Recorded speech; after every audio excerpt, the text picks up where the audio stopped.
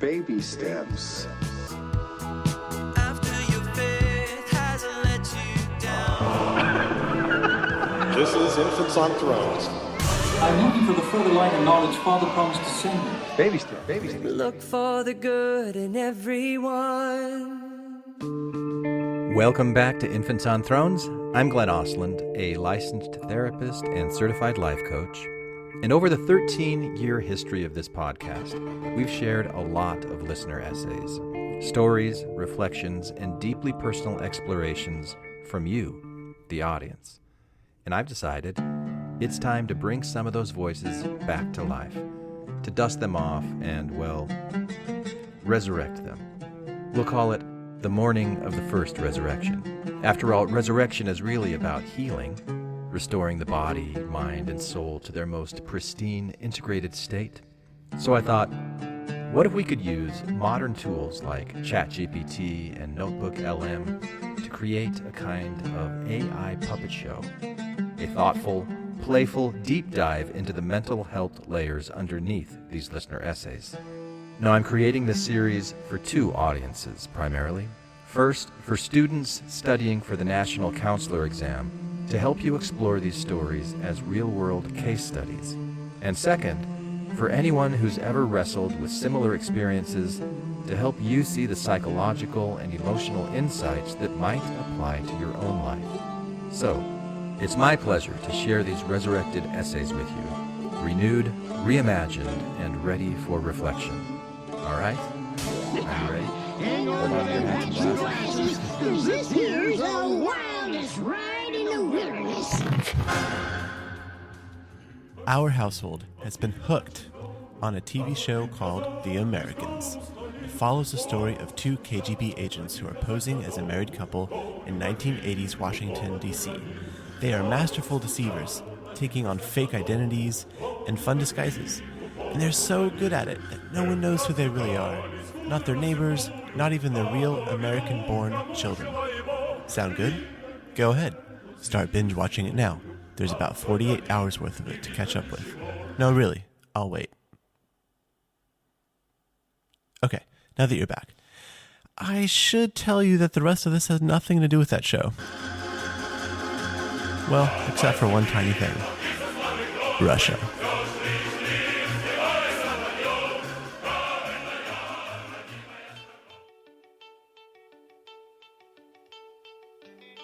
Watching this TV show about Russians reminded me of my own search for truth on a summer's night in 2014. The Human Rights Campaign, a fairly mainstream LGBTQ advocacy group, wrote a report titled Exposed: The World Congress of Families, an American organization exporting hate.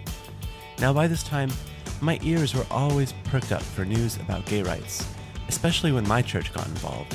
By then, I already knew that I was never going to agree with my church's teaching that gay love is a sin, but mostly, I just shrugged it off and continued being a Mormon. So I read the report from the Human Rights Campaign. It was shocking. Here is the executive summary. The World Congress of Families, WCF, is one of the most influential American organizations in the export of hate. Since 1997, WCF has held conferences and events around the world that foster homophobia and transphobia under the guise of protecting the natural family. It is connected to some mainstream conservative organizations and to the very highest levels of government in the countries where it operates. Thanks to WCF's connections, its rhetoric, and its willingness to associate and encourage radically homophobic and transphobic activists, the group has had an outsized influence on anti-LGBT, lesbian, gay, bisexual, transgender sentiment and legislation in many places. This report explores WCF's influence in more depth, focusing on Russia, where the organization has its genesis, as well as Eastern Europe, Australia, and Africa. So, wait a minute. Why would this group of Americans meet with world leaders? What kind of goals would they share in common? What I learned should have been obvious. While we have a long ways to go in America, the experience of being LGBTQ in some countries can be far more dangerous. For instance, in Russia, Just the year before, there'd been a wave of anti-gay violence and sentiment riding high on a law that had just passed, which made pro-gay propaganda, so-called, illegal. This law was used to justify, legally, some of this violence. Keep in mind, this isn't a long time ago. This is only 2013. The folks who lobbied for this law were the type that you would see hanging around the World Congress of Families at their events, especially the ones held in Russia and Eastern Europe. Now, WCF also had associations with anti-gay activism in Africa. Theresa Okafor, a frequent speaker at their annual conferences, lobbied for jail sentences for homosexuality in her home country, Nigeria, and also in Uganda. Her aims make the anti-gay laws of Russia seem tame. Listen to her describe the bill that she helped get passed in Uganda. It is that in the bill, finally when the bill was passed, the government went beyond just defining marriage. The government actually said that if you conceive of the idea, you will go to jail. You go to jail. If you enter into homosexual activism or you plan a gay marriage, you'd go to jail. You'd spend, in fact, the government stipulates 3 to 12 years imprisonment. Yeah. And that, for me, was a deterrent. So, what does WCF have to do with this? Theresa herself describes it like this. They said one of the big things that helped was actually the World Congress of Family conference that came in. That was what paved the way for things to finally start moving. Yes, because, when you are out there in Nigeria, you never know what is going on. The good thing about associating with such entities is that you get to know what is happening out there. So thanks to them, we were able to spring into action and get our government to be more discerning and to act in favor of protection of marriage and family. The Human Rights Campaign report also talks about the large part that, yes, the Church of Jesus Christ of Latter-day Saints plays in this group. Here's what it says. The Howard Center, which houses WCF, has an annual budget of around $500,000. Less than $200,000 of that is earmarked for WCF. This means that WCF relies on outside funders to help organize and pay for its conferences. These funders include American conservative and Christian organizations and Russian oligarchs. The Church of Jesus Christ of Latter-day Saints was a major sponsor of the 1999 World Congress and maintains close ties to the organization, including the presence of high-ranking church elder Dallin Oaks as an honorary member of the Howard Center's board. Wait, what? That sounded pretty devastating. I began to wonder how fair this report was being to the church, which kind of already had a target painted on its back for its involvement in Prop 8. So I wanted to make sure that the Human Rights Campaign's report was being fair. I looked it up for myself, cross-checking in WCF's and the LDS Church's own websites. What I learned was, yep, the church and WCF are bros. Aside from Dallin Oaks being a board member, a number of Mormon leaders have spoken at their conferences. Search for World Congress of Families on LDS.org to get a rich sense of their shared mutual respect. Now, I was used to being disappointed with my church's public policy battles with gay marriage, but this report brought me a horrifying new realization. My church contributes to a hate group, makes the world a more dangerous place to be LGBTQ. I pay tithing, 10% of my income to this organization every month, and I don't know where it goes. So what I put together was, I am being irresponsible. That was the day I stopped paying tithing. It was my first disqualifier for a temple recommend. So I thought, what the gee heck? I'm going to live my life by my rules. Yeah. I want to say that was the day that I stopped going to church every week, but it wasn't. It took another catalyst for that to happen, but that's a story perhaps for another time.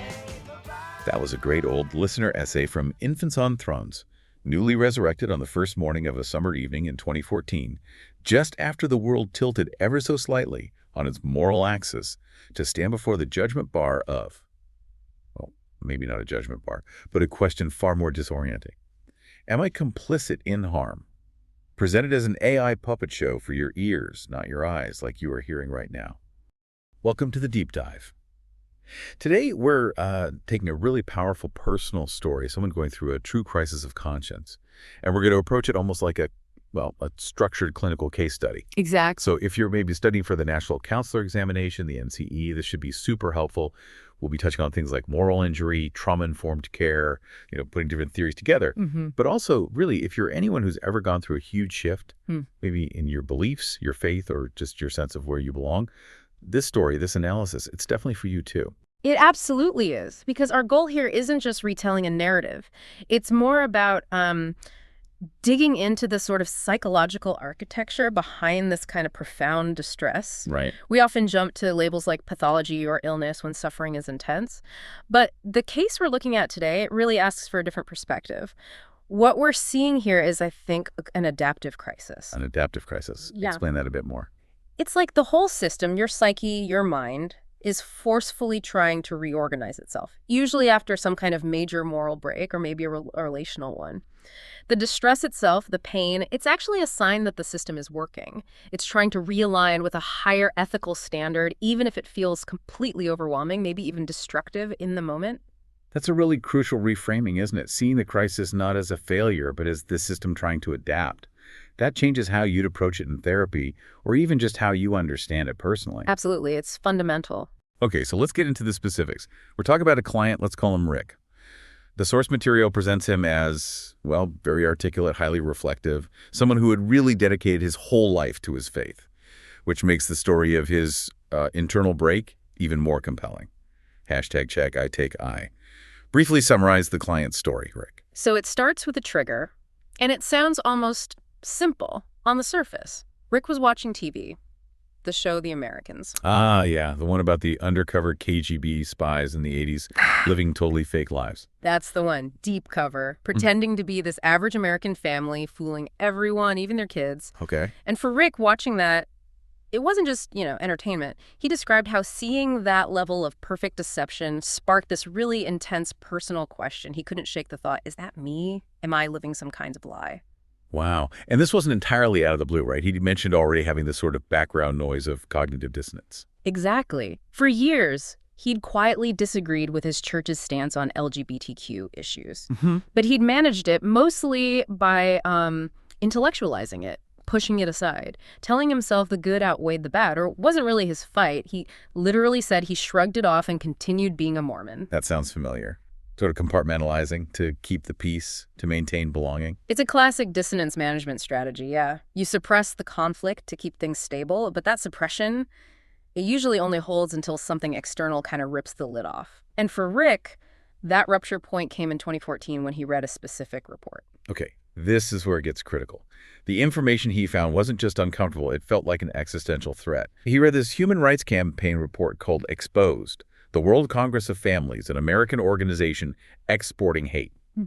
And this wasn't just about internal church stuff. It detailed this group, the WCF, and their global efforts to push really harmful anti-LGBTQ legislation, specifically mentioning places like Russia, Eastern Europe, Africa. Which is disturbing enough on its own. But the absolute key, the thing that triggered the moral rupture for Rick, was the report detailing the deep, explicit connections, financial and ideological, between this global organization, the WCF, and his own church, the Church of Jesus Christ of Latter-day Saints. Ah, so he realized the money he was donating, his tithing, was potentially funding activities he found morally abhorrent, activities causing harm to vulnerable people internationally. Connecting those specific dots. Yeah. That just blew the lid off the dissonance he'd been managing. Completely. His quiet, private disagreement instantly became a feeling of complicity. His thought process was essentially, my church is linked to a hate group. If I keep giving money, I am participating in the harm they cause. And the change was immediate. Immediate and profound. It was the first clear action driven by this new, unavoidable awareness. That very day, he stopped paying tithing. Which, in that tradition, isn't just like skipping a donation. Tithing, the 10% income contribution, it's mandatory for getting a temple recommended. Yeah. It's like, exactly. So withholding it, That's a major institutional statement. It disqualifies you from full participation, from accessing the temple, which is central. It's not just financial, it's a step towards severance. It signals you're choosing a different path, Yeah. losing that certificate of full belonging. He mentioned the weight of it, didn't he? The dread, maybe even feeling apologetic, but also resolute. Yes, resolute is the word. He chose his conscience over his standing within the institution, even though, fully leaving the church wasn't immediate. That decision, that moment, that was the point where his personal moral axis irreversibly tilted. #tag 2, biopsychosocial summary. Okay, so to really understand the full picture of what Rick went through, and this is great practice for NCE students, we need to use that foundational biopsychosocial model, the BPS model. Well, the BPS. It basically says you can't understand a person just by looking at one thing. You need the whole picture. Their body, bio, their thoughts and feelings, psycho, and their world, their environment, culture, relationships, social. They're all interconnected. Precisely. It's holistic. So let's start breaking that down for Rick, beginning with the bio component. #tag A, biological component. Now, Rick wasn't walking in with an acute illness or a major medical crisis that we know of. Okay. But the story strongly suggests he was under this immense physiological burden, just the sheer weight of that long-term internal conflict, holding those opposing beliefs year after year. What does that actually do to your body, that kind of chronic inner stress? Well, it often puts the nervous system on constant high alert, like you're always scanning for danger, even if the danger is internal. So we can infer this likely messed with basic functions, sleep, probably appetite, maybe just overall energy levels being really low. Yeah, that makes sense. Just exhausting. Totally exhausting. And another really common manifestation is what we call somatic numbing. Somatic numbing. Like feeling disconnected from your body. Kind of. Imagine your mind and your core values are in this constant battle. To cope, your system might just turn down the volume on all the painful emotional signals. But often, that also means tuning out physical sensations, too. You feel kind of numb, detached. So it's a coping mechanism, but it has costs. Exactly. It gives temporary relief from the moral pain, maybe. But long-term, it leads to fatigue, disconnection, feeling less alive. Your body is basically stuck in this preparatory state for danger because the inner world feels so unsafe. #tag B, psychological component. Okay, moving to the psycho part. Psychologically, Rick sounds pretty resilient in some ways, right? Like high self-awareness, intelligent, able to talk about complex stuff. Definitely. Those are strengths. But interestingly, that same intelligence was likely used, initially at least, for coping mechanisms that eventually failed him. You mean the intellectualizing we talked about? Yeah, primarily intellectualization and also emotional compartmentalization. Keeping the whole conflict neatly packaged in his head, separate from his feelings, saying, okay, I understand this is happening, but I don't feel the implications, which works until it doesn't. Until the evidence becomes too overwhelming, like with that report. Precisely. Once that cognitive defense broke down, the underlying issues surged forward. And that's where we see the core psychological wounds. Moral injury, a profound sense of emotional betrayal, and significant identity fragmentation. Let's zero in on moral injury again. You mentioned it's different from PTSD. Can you unpack that distinction a bit more? Because it seems really key here. It's absolutely vital. PTSD, post-traumatic stress disorder, is fundamentally driven by fear. The trauma involves a threat to your life, your physical safety, or witnessing that threat to others. Your system gets locked in a fear response. Okay, fear-based. Moral injury, MI, on the other hand, it's about a wound to your conscience, your core moral beliefs. It happens when you feel you participated in something that violated those beliefs, or maybe you failed to prevent something bad, or, and this is crucial for Rick, you were profoundly betrayed by an authority or institution you trusted to uphold morality, and they didn't. They acted in ways that violated those shared values. So Rick's case sounds like a classic example of that betrayal-based moral injury. Textbook. The system he trusted, the one he believed was inherently good, was revealed to be enabling harm. So the guilt and shame he feels, it's not primarily about fear for himself, it's about his past association, his unknowing complicity, and the deep betrayal by the institution. So psychologically, he's in this state of forced values realignment. The old structure crumbled. What emotions are really fueling this intense process? Oh, it's a powerful mix. There's likely a lot of unprocessed anger. Anger at the institution for the perceived deception, for the betrayal. There's also immense grief. Grief for losing his entire social world, his spiritual certainty, the community he'd known his whole life. That loss is huge. It's massive. And then critically, there's this deep, sticky shame and guilt. Shame tied to that feeling of past complicity, even if it was unknowing. Therapy really has to create space for all of these emotions to be felt and processed. Otherwise, they just stay stuck, like unfinished business, and keep fueling the distress. Hashtag C. Social spiritual component. Okay, now the social piece, which here is deeply intertwined with the spiritual. Socially, spiritually, Rick is in the middle of this profound crisis of belonging. His entire identity, his community, it was all built on belonging to this institution, and that belonging was tied to obedience, to following the rules. Now his conscience has forced him out of alignment. He's morally cut off, even if he hasn't physically left all ties yet. And that creates a huge vacuum, doesn't it? Which is where maybe looking at developmental stages can help us understand, especially for the NCE students listening, like Fowler's stages of faith development. Absolutely. Fowler's work is incredibly relevant here. Rick likely spent many years in a stage where faith is largely defined by external authority, the institution, the leaders, the doctrine. Stage 3, maybe transitioning towards 4, but this crisis, it seems to have catapulted him squarely into stage 4, individuative, reflective faith.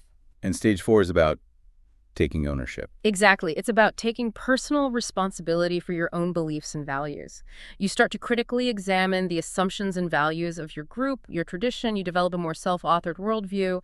Rick deciding to stop tithing based on his own conscience, even knowing the institutional consequences, that's a hallmark of moving into stage 4. And potentially, if he navigates this well, he can move towards stage 5, conjunctive faith. That's the potential trajectory. Stage 5 is about embracing complexity and paradox. It's the capacity to hold ambiguity, to see shades of gray, to understand that deep faith or spirituality can coexist with doubt or even exist entirely outside of rigid institutional structures. It's less about finding new certainties and more about learning to live with nuance. It also feels like there's an echo of Erikson's psychosocial stages here too. Even though Rick's an adult, probably dealing with generativity versus stagnation issues, this crisis kind of throws him back to an earlier stage, doesn't it? Like identity versus role confusion. It really does. He's forced to fundamentally reconsider, who am I? His previous identity, faithful member, good Mormon man, husband, father within that context, was built on premises that have now collapsed. So he has to revisit that core identity task, but now as an adult with all the added pressures and stakes, family, reputation, maybe career, it makes the process incredibly intense. So pulling it all together for the BPS summary, Rick is in this deeply active process of deconstruction and integration. And the pain isn't just abstract or theological. It's felt in his body, it's deeply moral, and it's profoundly relational. That sums it up perfectly. The stakes are incredibly high because the injury touches every part of his being. Hashtag tag 3. Presenting problem in clinical framing. Okay, so we've broken down the bio, psycho, and social aspects. Now let's synthesize that into a clear picture of the main issue, the presenting problem for someone like Rick coming into therapy. Right.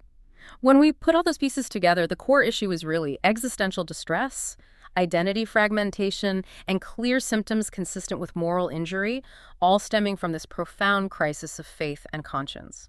That betrayal just shattered his assumptions about safety, trust, meaning, leading to this massive disorientation of meaning. Exactly. Imagine dedicating your life, your resources, your identity to an ideal, only to discover evidence that makes you believe that ideal, or the institution representing it, is complicit in causing harm. It's excruciating. The paradox trying to do good, but now believing you might have unknowingly participated in oppression that can drive endless loops of thought, what we call rumination. So he's not seeking therapy because he's fundamentally broken or disordered. Not at all. He's seeking help because the internal framework has collapsed, and he needs a safe, structured space to process the fallout and start rebuilding, to make new meaning. Okay, so for the NCE students again, let's put this into that standard clinical problem statement format. How do we summarize it? We could frame it something like this. Clinical problem statement summary. Client presents with intense emotional distress, significant moral conflict, and a fragmented sense of identity following a perceived spiritual betrayal by his lifelong faith institution. Key symptoms include intrusive moral rumination, grief over multiple losses, shame related to past involvement, and difficulty reconciling personal ethics with institutional actions. He seeks therapy to navigate this crisis, make new meaning, work towards self-forgiveness without minimizing systemic issues, and ultimately rebuild a sense of spiritual or ethical integrity. That captures the complexity well. Now, thinking clinically, it's also useful to separate out what triggered this crisis versus what's keeping it going. What were the key precipitating factors? Number one, clearly, was the discovery of those specific anti-LGBTQ ties in that HRC report. That was the spark. Second, and related, was likely a powerful emotional identification with the individuals being harmed by those efforts. It wasn't just abstract politics. Third was the resulting internal collision, his deeply held faith identity crashing directly into this non-negotiable moral boundary he discovered within himself. Well, those are the sparks. Yeah. And the maintaining factors. What keeps the fire burning, so to speak? Why is he still stuck in distress? A big one is probably the relational fallout or the fear of it, the fear of losing family, friends, his entire community if he fully voices his changed beliefs. There's also a likely ambivalence, this deep mistrust of the institution now, but maybe still a powerful, very human longing for the certainty, the community, the spiritual connection he lost. That push and pull. Exactly. Then there's the unresolved guilt and shame about his past participation, however unintentional. And cognitively, because he's likely very intelligent, there's probably a tendency towards intellectual rumination, getting stuck, trying to think his way out of an emotional and moral crisis that can't be solved purely by logic. So his goals for therapy, living with integrity, self-forgiveness, finding new meaning, they're really about addressing all those maintaining factors. It requires a pretty comprehensive approach. #TechHEAV. Ethical considerations and NCE concepts. Before we jump into how we might help Rick therapeutically, we absolutely need to talk about ethics. This kind of situation, involving deep religious beliefs and a crisis of faith, it demands real ethical sensitivity from the counselor, doesn't it? Oh, absolutely critical. The ACA Code of Ethics provides the map here, and navigating it carefully is paramount. What's the first big one that comes to mind? A4B, personal values. This is huge. The counselor must maintain neutrality. You cannot impose your own beliefs about religion or deconstruction or sexuality or anything else onto the client. Your job isn't to cheerlead Rick leaving his church, nor is it to subtly encourage him to go back. So the focus stays entirely on his values. Entirely. Helping Rick clarify his own ethical compass and empowering him to live in alignment with it, whatever that looks like for him. It requires constant self-reflection from the therapist. That sounds challenging, but essential. What else? E5B, cultural sensitivity. Rick's religious background, even though he's now questioning or rejecting parts of it, is still a massive part of his cultural identity, his history, his family system. The counselor needs to approach this with cultural humility. Meaning respecting the tradition itself, even while validating his painful experiences within it. Exactly. You respect the person's journey and the context they came from. You avoid language that pathologizes his past beliefs or involvement.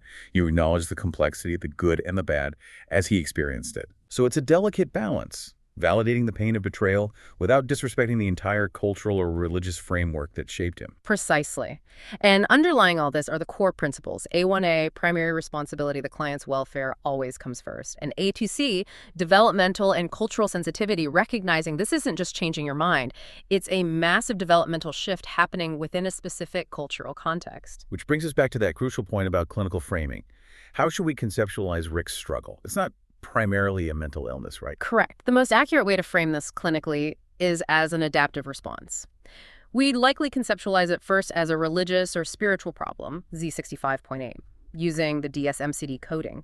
This acknowledges the core issue is the conflict with his faith system. Then we'd recognize the significant emotional toll is consistent with an adjustment disorder, and the deep wound itself aligns with moral injury. It's the sound of his system trying to heal and self-correct towards integrity.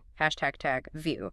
Temporary diagnosis options, DSM-5TR. Okay, let's get specific with those diagnostic codes for our NCE listeners. And just to reiterate, these are provisional. They're tools to guide treatment and understanding, not permanent labels to stick on someone. Exactly. They help us structure our thinking. And the anchor here, as I mentioned, is likely a V code or Z code, depending on the system. These codes signify issues that are a focus of clinical attention, but aren't classified as mental disorders themselves. So number one would be that Z65.8 religious or spiritual problem. What's the core rationale for starting there? The rationale is that Rick's primary distress, the root cause, stems directly from this conflict with his religious institution, its authority, and his own spiritual values. The core work isn't about curing a mental illness, it's about helping him navigate the loss of his previous meaning system and rebuild a new one based on his own authority. Makes sense. But the emotional pain is very real. So second, you'd consider F43.22 adjustment disorder with mixed anxiety and depressed mood. Yes. This code acknowledges the intense yet understandable emotional fallout. The anxiety, the sadness, the feeling overwhelmed. These are expected reactions to a major life stressor, like discovering this betrayal and facing the potential loss of his entire community. It frames the symptoms correctly as an adaptation to a crisis, likely situational. Okay. And finally, because of the nature of the betrayal and those trauma-like symptoms we discussed, the rumination, maybe avoidance you mentioned, including a rule out for PTSD, specifically F43.0 post-traumatic stress disorder, linking it conceptually to the moral injury. Right. We absolutely need a trauma-informed lens here. While Rick might not meet every single criterion for a full PTSD diagnosis that requires further assessment, his experience has clear traumatic elements: the betrayal by a trusted authority, the intrusive thoughts about complicity, maybe avoiding things that remind him of the church, the physiological hyperarousal or shutdown. These are trauma responses. So even if it's not full PTSD, you treat it as if it has traumatic impact. You must. You have to assume that the institutional betrayal created a psychological injury that fundamentally undermined his sense of safety. Restoring that sense of safety, internal and relational, becomes a core part of the therapeutic work, just like in trauma therapy. #6. Theoretical frameworks, in-depth analysis. All right, we've assessed the situation, considered ethics, framed it clinically. Now let's talk about how to help. Given the complexity here, the shattered beliefs, the lost relationships, the internal conflict, the physical toll, it feels like no single therapy approach would cover all the bases, right? Definitely not. This calls for an integrated approach. We need different tools, different theoretical lenses to address the different facets of Rick's experience. The meaning-making, the need for connection, the feeling unsafe, the need for emotional awareness. Okay, so where do you start? Rick seems highly intellectual, maybe something focusing on his belief systems. That's a great entry point. Constructivist counseling is perfect here. Thinkers like George Kelly or Michael Mahoney, #tag A, constructivist counseling, George Kelly, Michael Mahoney. The basic idea in constructivism is that we all operate using these internal rule books or maps. Kelly called them personal constructs. Others call them schemas. These are the theories we use to understand the world and predict what will happen. Distress flares up when our map fundamentally fails us, when reality dramatically clashes with our blueprint. And Rick's blueprint was something like, my church equals moral good, provides safety and truth. That map just got shredded in 2014. Exactly. It stopped being a reliable guide. So the therapy task becomes helping him become the conscious author of a new map, a new worldview, one that's grounded in his lived moral experience and his current understanding, not just inherited rules. What does that look like in practice? What are the interventions? Key interventions would include things like life narrative reconstruction, helping Rick literally rewrite his story, not to erase the past, but to reframe it, integrating the betrayal and the moral awakening, maybe shifting the narrative from "I was fooled" to "I encountered difficult truths and chose integrity." Another big one is values clarification, really getting explicit about what his core ethical principles are now. This helps him build the new foundation, and it shifts energy from guilt about the past towards conscious action in the present. Okay, that tackles the cognitive rebuilding, the meaning-making. But what about the huge relational loss? He didn't just lose a belief system, he lost a community. Right. And that's where relational cultural therapy, RCT, comes in, developed by Jean Baker Miller and others at the Stone Center, #B, relational cultural therapy, Jean Baker Miller, Judith Jordan. RCT's core idea is that we grow and heal through connection, specifically through mutual empathy in relationships.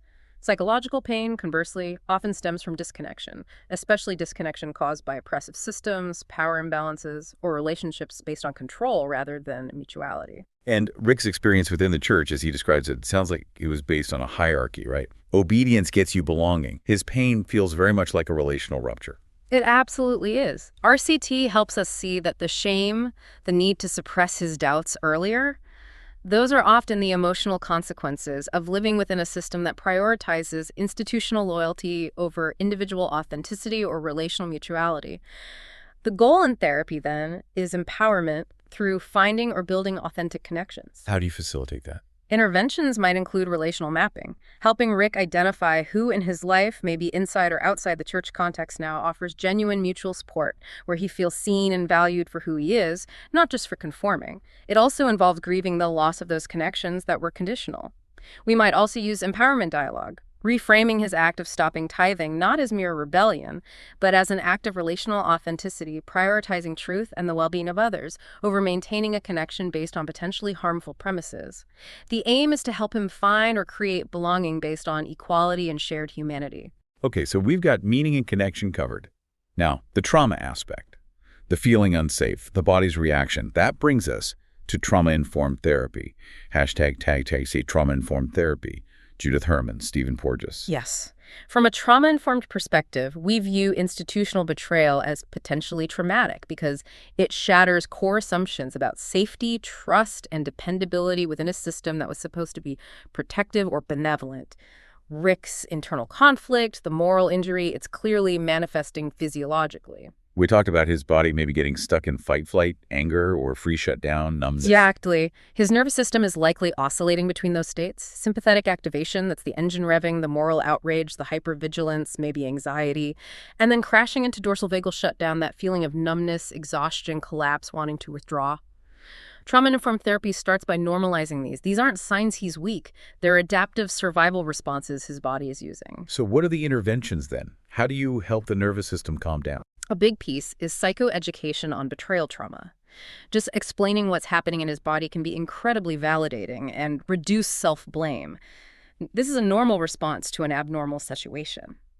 Then we introduce grounding techniques and body awareness practices, simple things to help him reconnect with the present moment and signal safety to his nervous system. Things like noticing his feet on the floor, paying attention to breath, maybe gentle movement, and we use polyvagal-informed language. What does that sound like? It might be saying something like, when you feel that wave of numbness come over you, that might be your system going into shutdown to protect you from overwhelming social or moral danger. It's trying to help you survive. It reframes the symptom as protective, not pathological. Now, for someone like Rick, who seems very intellectual, getting into body stuff, could that feel a bit strange or uncomfortable? How do you bridge that gap? That's a really important question. You don't push it. You introduce it gradually, maybe framing it not as feeling your feelings initially, but as gathering data. Okay, your mind is telling you one thing, but what information is your body giving you right now? That tightness in your chest, what's that telling us? We position the body not as something mystical, but as another source of reliable information, maybe even a source of moral clarity that got overridden by intellectual defenses. It's about learning to trust those internal signals again. That makes sense. Learning to listen to the body's data, which leads nicely into the fourth framework, right? Integrating all these pieces, head, heart, body, Gestalt therapy, #Shagty, Gestalt therapy, Gestalt therapy. Exactly. Gestalt therapy, founded by Fritz Perls and others, is all about integration and awareness in the present moment. Psychological health, from a Gestalt perspective, comes from owning and integrating all parts of yourself, your thoughts, feelings, sensations, actions. Rick seems to have intellectual clarity, but he's likely pushed down a lot of the raw emotion, the grief, the rage. Gestalt calls this unfinished business. So Gestalt helps him actually feel the impact of the rupture, not just understand it intellectually. That's the goal. To bring the disowned feelings and fragmented parts of himself into conscious awareness here and now so they can be processed and integrated. The classic Gestalt intervention is the empty chair technique. Right. Talking to an empty chair. Yeah. Rick might put the church or a specific authority figure in the empty chair and finally say all the things he couldn't say when he felt powerless, express the anger, set the boundary. Or maybe even more powerfully, he could put his younger, believing self in the chair, the self who felt safe and certain, and have a dialogue, maybe offering compassion, understanding, or closure to that part of him. Wow, that sounds intense, but potentially really healing. Yeah, it can be. Other Gestalt tools include somatic noticing, really tuning into where in his body he feels an emotion, and using here and now experiments within the therapy session to practice expressing authentic feelings or trying out new behaviors in a safe space. It's all about bringing things into the present to be worked through. #TAC7, interventions and rationales to consider. Okay, so pulling all four frameworks together, constructivist, RCT, trauma-informed, and Gestalt, gives us this really rich, integrated treatment plan. It honors his intellect, but also addresses the relational wounds, the body's response, and the need for emotional processing. Exactly. It ensures we're working towards self-authorship, that's the constructivist RCT piece, and also embodied authenticity, the Gestalt trauma-informed piece. No single approach could do all that. So let's quickly summarize the key interventions we've discussed and why each one is important, the rationale. Okay, quick rundown. 1, narrative reconstruction. Helping Rick rewrite his story to integrate the betrayal and the moral awakening. The rationale, constructivist, is to build a new, coherent, self-authored meaning system to replace the one that collapsed. Makes sense. Rebuilding the map. 2, relational mapping and boundary work. identifying truly supportive, mutual relationships and learning to set limits with others. The rationale, RCT, is to heal the relational rupture, foster genuine connection based on equality, empower him, and protect him from further harm in relationships. Finding safe harbors. 3. Grounding and somatic awareness, using breathwork, body scans, noticing physical sensations. The rationale, trauma-informed, is to restore a felt sense of physiological safety, regulate the nervous system out of constant defense mode, and reduce that overwhelming cognitive rumination by calming the body's alarm system. Calming the system. 4. Empty chair work, dialoguing with the church or his younger self. The rationale, Gestalt, is to process unresolved emotions, complete that unfinished business, and integrate the fragmented parts of his identity, for example, the loyal believer and the moral protester. Giving voice to the unspoken. And 5. Values clarification, explicitly defining his core ethical principles now. The rationale, constructivist RCT, is to align his daily life and choices with his own chosen ethics, which builds self-trust and reduces the chance of future moral dissonance or compromising his integrity. Living in alignment. That feels like a really solid, multi-layered plan. It respects the complexity of his experience. Hashtag Tag 8, mind-body connection. And underpinning all of this therapeutic work is understanding just how deeply intertwined Rick's moral crisis is with his physical state. This mind-body connection is crucial, and polyvagal theory from Stephen Porges gives us such a powerful lens for this. Right. You mentioned polyvagal theory before, and the key concept you highlighted was neuroception. Can you break that down simply for us again? Sure. Neuroception is basically your nervous system's unconscious threat detection system, way below conscious thought. It's constantly scanning your environment and your internal state for cues. Cues of safety, cues of danger, and especially cues related to social safety or danger. Are these people safe? Is this situation safe? So even before Rick consciously pieced together the HRC report's implications, his nervous system might have already been picking up subtle cues of social mismatch or danger within his religious environment. It's highly likely. Think about it. The church environment, which for decades was probably coded by his neuroception as the ultimate signal of safety, belonging, connection, moral certainty, suddenly, through the new information and his internal reaction, it flips. It becomes coded as a source of threat, betrayal, moral danger. That flip must be incredibly disorienting and, well, traumatic for the nervous system. It is. It's a profound violation of expectation at the deepest physiological level. And once that flip happens, remnants of the old environment, maybe hearing a certain hymn, specific language, even just a memory, can instantly trigger his nervous system back into a state of defense, either high alert or shutdown. That's why the experience feels so visceral, so embodied. And we talked about his system toggling between those two defense states. Right. The sympathetic activation, that's the fight or flight energy, the mobilization. You see it in the moral anger, the racing thoughts, maybe agitation, the need to do something. It's the body preparing to confront the moral threat. But when confronting the threat feels overwhelming, impossible, or like it might lead to total annihilation, socially, spiritually, the system can default to the older defense pathway. Dorsal vagal shutdown, that's the freeze, the collapse. Numbness, dissociation, extreme fatigue, feeling foggy, wanting to disappear. It's an immobilization response, a way to conserve energy when escape or fight seems futile. Wow. Thinking about it this way really reframes his decision to stop tithing. It wasn't just an intellectual choice or a protest vote. It was likely a nervous system boundary, a deep physiological full-body no, an act driven by his core sense of moral integrity, finally overriding the social conditioning. And enacting that boundary, aligning his actions with his internal state, can actually be incredibly restorative for the nervous system. It starts to create congruence, signaling I can protect myself, I can act on my values. It helps shift the system out of chronic defense. And resolving this long-term, getting the nervous system back into a state of safety and connection, that has wider health implications too. Absolutely. This connects to the field of psychoneuroimmunology, or PNI. We know that chronic stress, like the kind stemming from unresolved moral injury and constant internal conflict, significantly dysregulates the body's stress response systems, like cortisol levels, and can negatively impact immune function over time. Healing the emotional wound, processing the grief, establishing safety, it literally helps restore physiological balance. So the hope here really lies in the brain's ability to change in neuroplasticity. That's the fundamental hope. We are essentially helping Rick's nervous system learn a new story, create new neural pathways. Through therapy, providing safety, validating his experience, helping him practice grounding, facilitating authentic connection, supporting congruent action, we help his brain and body rewire. We're helping install a new internal guidance system, a new moral GPS that directs him towards his own integrity, not just external rules. #tag IX, therapeutic outcomes and timing. Okay, so after going through this kind of intensive integrated therapy process addressing the mind-body relationships, what does success look like for someone who's experienced this kind of profound spiritual betrayal? What are the hoped-for outcomes? Well, one way to think about therapy in this context is as a form of ritual repair. The original institution failed in providing transparency, safety, and non-coercive truth.